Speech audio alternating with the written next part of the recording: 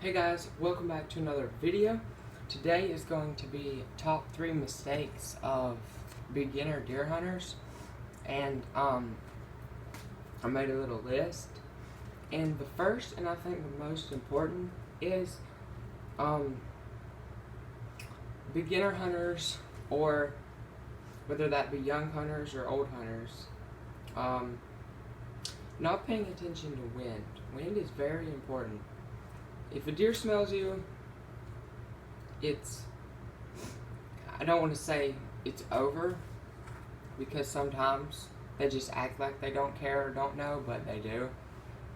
But especially a mature buck. If a mature buck smells you, he's leaving. He's not gonna have anything to do with you. So if you're out there to kill a nice buck, then you have to pay attention to wind. And you can say, you've killed a nice deer before and you don't pay attention to wind. That's because you got lucky. It's not because you're strategizing. You'll kill more bucks and more deer and see more deer and just have a better hunt if you pay attention to the wind. Wind is very important.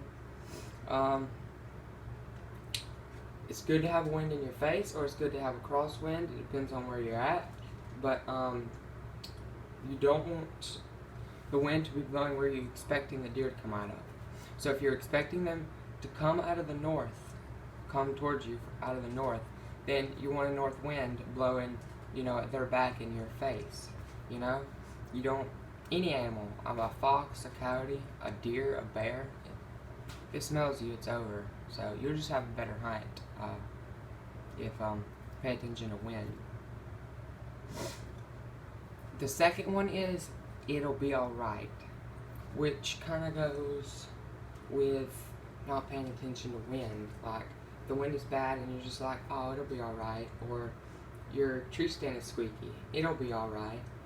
People that kill big deer or big bucks, they pay attention to every little single detail, and they don't say, oh, it's alright. They fix it and they say, oh, it's perfect.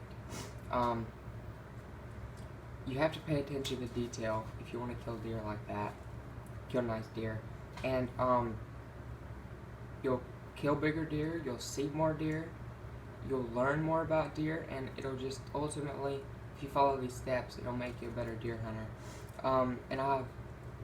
Last year, I didn't kill any deer.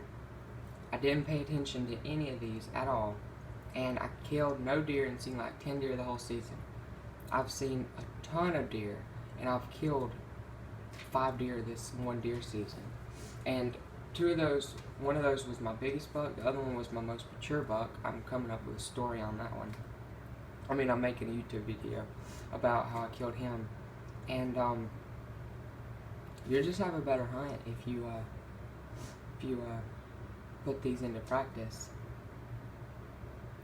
Hunting the same spot, like if you're on public land or you're on private land with more, a lot of acreage, then don't hunt the same spot.